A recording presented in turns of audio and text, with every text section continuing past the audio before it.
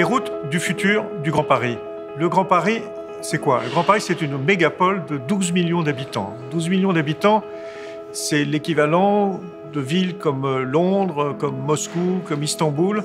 C'est bien plus grand que des métropoles d'1 million d'habitants et ça fonctionne très différemment. Il faut bien comprendre l'échelle de cette très grande ville et tous les déplacements qu'elle occasionne, et notamment dans un pays qui concentre beaucoup d'activités comme Paris en France. Le futur, c'est à la fois deux choses.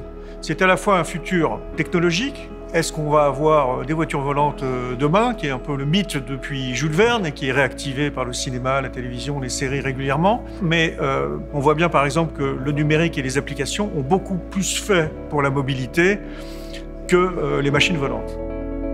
Enfin, les routes, c'est à la fois évidemment les routes au sens les nationales qui sont devenues maintenant englobées dans la ville qui a accompagné le développement de l'agglomération, puis de la métropole, puis de la mégapole. Mais c'est aussi évidemment les autoroutes qui sont devenues urbaines sans l'être, et donc il faut articuler et à la fois les transformations sur les autoroutes et à la fois les transformations sur les rues ordinaires ou les boulevards ordinaires ou les avenues ordinaires.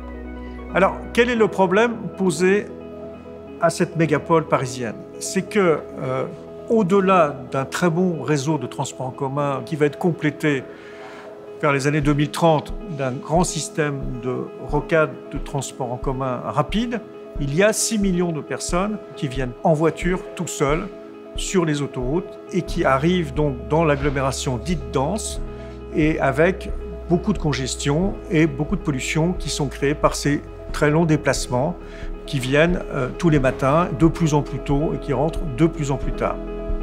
Aujourd'hui, les trajets quotidiens les plus longs représentent seulement 20% du nombre total de déplacements, mais 90% du volume de circulation. Chaque jour, à l'heure de pointe, 250 000 déplacements domicile-travail de 20 à 40 km sont effectués par des véhicules occupés par seulement 1,1 passager en moyenne.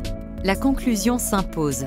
Il faut une nouvelle solution de mobilité sur route, à la fois plus efficace en capacité, moins polluante et satisfaisant l'ensemble des besoins de mobilité qui commencera par la périphérie et progressera vers le centre. Voici l'offre de mobilité New Deal. Nous voulons faire du réseau de voies rapides un nouveau réseau. Un réseau de transport en commun totalement interconnecté avec le réseau de transport en commun traditionnel. Un réseau avec 2 fois moins de voies, 2 fois moins de surface de bitume. C'est possible parce qu'avec une voie réservée et 800 navettes par heure, on peut transporter autant de personnes qu'avec 4 voies d'autoroute. La difficulté, c'est le chemin, un chemin dans un contexte d'urgence sanitaire, la qualité de l'air, mais aussi d'urgence sociale. Le chemin ne doit laisser personne sur le bord de la route. Et c'est pour cela que New Deal propose de commencer par offrir une alternative à la voiture aux 300 000 habitants de la Grande Couronne qui ont leur emploi dans le centre et qui tous les matins prennent leur voiture pour aller dans le centre et encombrent les voies rapides. À partir de ce moment-là, en 2024, on aura libéré de la place sur les voies rapides aux portes de la métropole et on pourra créer des voies réservées et on pourra étendre ce service de bus, de navettes et de covoiturage vers le centre. Dans un cercle vertueux progressivement, et c'est l'horizon 2030, on va disposer de 500 km de voies New Deal. En 2030, on pourra alors intégrer ce réseau à l'ensemble du réseau de transport en commun au moyen d'un pass mobilité universel. La gestion coordonnée de tous ces réseaux, qui totalisera plus de 2000 km de transport en commun, permettra de libérer la moitié des surfaces de bitume pour les affecter à d'autres usages. Comment, sans développer l'emprise des voies rapides, obtenir une solution de mobilité de grande capacité? C'est le concept des voies New Deal. Le déploiement de ces voies s'effectuera depuis les confins de l'Île-de-France vers Paris, de façon progressive en 3 étapes. Dès 2020, 200 lignes de bus express circulant sur les bandes d'arrêt d'urgence sont créées. Elles sont connectées au réseau RER et TER et desservent le territoire par des parkings relais. On passe ainsi de 2000 passagers par heure à 4000. Cette nouvelle offre, combinée avec un plan d'incitation au covoiturage et un plan vélo ambitieux, permet d'envisager vers 2024 une baisse du trafic routier de 30% autour de la Francilienne. Ce résultat permet d'entamer la deuxième étape. Sur les portions d'autoroute allant de la Francilienne à l'A86, des voies New Deal sont dédiées aux véhicules de transport public et partagé. Le flux de circulation augmente également grâce à la technologie du véhicule autonome pour atteindre 8000 passagers par heure. Ainsi, une voie New Deal remplace 4 voies d'autoroute. À l'issue de cette phase, on constate une baisse du trafic de 30% autour de l'A86. À l'échéance 2030, le nouveau réseau New Deal est relié aux gares du Grand Paris Express. Un pass mobilité universelle permet d'accéder à tous les services de mobilité, les temps de parcours, la disponibilité des services et l'accès au réseau routier New Deal. On est désormais dans la phase des véhicules autonomes et connectés. Des trains de navette à très haut débit circulent sur les voies New Deal. On peut atteindre ainsi un débit de 16 000 passagers par heure et par fil, soit 8 fois plus qu'aujourd'hui. Ainsi, on obtient 50% de réduction du trafic dans le centre de l'Île-de-France et 50% de pollution en moins. Les territoires seront profondément modifiés par cette articulation du transport. On peut esquisser une nouvelle géographie du Grand Paris. Les autoroutes sont un très bel atout pour le changement et l'amélioration de la mobilité dans une région métropolitaine. Même si ça semble un paradoxe, c'est en même temps la capacité résiliente de profiter tout ce type de patrimoine qui a été créé pendant beaucoup d'années et qui consiste en un réseau qui doit être mis en réseau avec les autres réseaux, c'est-à-dire avec les GPE, avec les RER, aussi avec la mobilité douce du territoire, avec les réseaux de trams verts, trams bleus, les pistes cyclables et tout ça. Pourquoi ça? Parce que dans une région, quand on est contraint à utiliser les voies radiales, ce qui se passe, c'est qu'on perd la possibilité des alternatives, donc la fluidité du réseau. C'est pour ça que nous, on propose de développer les places métrovillageoises. Qu'est-ce que sont les places métrovillageoises? Ce sont les endroits, ce sont les lieux, ce sont les places où la vie en commun des gens qui habitent la ville mosaïque territoriale peuvent se rencontrer et partager, faire le covoiturage, aller sur les moyens de transport plus denses ou en même temps essayer autre alternative de mobilité. Le dispositif New Deal, c'est aussi un dispositif de faire connaître la capacité de mouvoir avec tous les outils, soit infrastructure, soit information et soit mode d'emploi. Grâce à New Deal, on pourra alors envisager une baisse du trafic de 50% sur les autoroutes arrivant sur la capitale, mais aussi sur le périph' ce mal-aimé. Le boulevard périphérique est une voie mixte, d'intérêt local pour la distribution des trafics dans Paris et l'approche banlieue, et d'intérêt régional, en assurant un trafic de transit divers et important. 22% de ses usagers sont parisiens, 48% viennent de la Petite Couronne, 30% de la Grande Couronne. Avec la baisse de circulation de 30 puis 50% obtenue par New Deal, on récupère les voies intérieures pour les transformer en promenades, véloroutes, highlines, espaces de loisirs et d'habitat.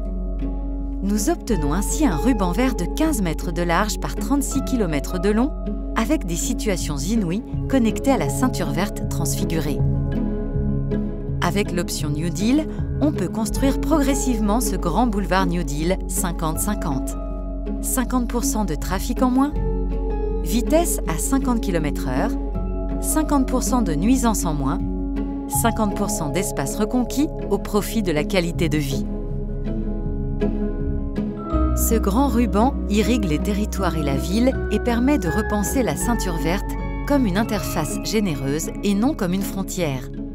Le périphérique devient alors espace public.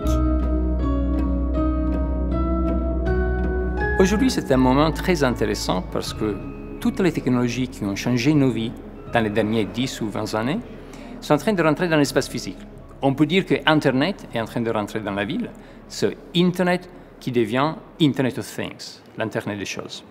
Et donc, c'est en fait ce qu'il y a derrière, c'est l'espace de la Smart City. C'est un nom que je n'aime pas beaucoup, mais en fait, c'est un phénomène qui est en train de changer la façon de comprendre, de décrire, de concevoir et aussi de vivre la ville. Par exemple, dans le côté de la mobilité, on a la convergence de beaucoup de changements. C'est le changement qu'on appelle en anglais EV, le véhicule électrique. C'est le changement de AV, qui est le véhicule autonome ou sans conducteur. Et aussi le changement des données qui nous permettent de savoir en tout instant ce qui est en train de se passer. Et donc ça va changer cette infrastructure qu'on a faite dans le XXe siècle, qui est l'infrastructure qui a coupé nos villes, des grandes autoroutes urbaines, si on pense au périphérique à Paris, mais beaucoup d'autres villes dans le monde ont le même problème. Ça va nous permettre de réutiliser ça d'une façon beaucoup plus humaine. Par exemple, on peut utiliser la voie qui va être plus propre, avec des voitures électriques aussi, avec moins de bruit. On va l'utiliser d'une façon différente, avec plus de fonctions. D'une façon dynamique, le matin, ça peut être pour les voitures, mais à mi-journée ou l'après-midi, pour les gens, pour jouer, pour se rencontrer, une espèce de nouveau espace physique. Un espace productif, on peut aussi l'utiliser pour prendre l'énergie solaire et pour l'utiliser comme énergie électrique pour tout ce qu'il y a sur la voie. Aussi, c'est un espace qui peut être usé aussi au-dessus pour d'autres choses. Donc la ville qui a été coupée d'un côté et de l'autre, ça peut reconnecter, passer sur le périphérique et donc donner naissance à de nouvelles connexions urbaines d'un côté et de l'autre de la ville. Et donc on peut penser à toute cette infrastructure du XXe siècle qui avait coupé nos villes dans tout le monde et qui maintenant peut être utilisée pour d'autres choses. Donc c'est une façon de reconnecter deux parties de la ville et de créer un nouveau type d'espace public pour les citoyens. Il s'agit donc maintenant de mettre en œuvre une gouvernance et un investissement soutenable qui peut être amorti sur 30 ans par les ressources du Pass Mobilité Universelle. Il est urgent d'engager cette démarche qui permet à la fois d'offrir des alternatives aux autosolistes et de diminuer drastiquement congestion et pollution dans la zone dense. New Deal ne doit pas être un no deal. Et pour cela, il y a deux facteurs très importants qui peuvent nous aider. D'abord, la réalisation du Grand Paris Express, cette grande requête de transport en commun, si tant est que les 6 millions d'habitants sont en ce moment majoritairement dépendants de la voiture, puissent profiter et accéder à ces gares par les bus très rapides sur les autoroutes et par des systèmes de navettes autonomes qui pourront déplacer beaucoup de personnes très très vite avec une fréquence très importante. Et puis, le deuxième appui, c'est celle des jeunes générations, très mobilisées sur les questions de transition écologique, et qui ont déjà des pratiques de mobilité très différentes de celles de leurs parents.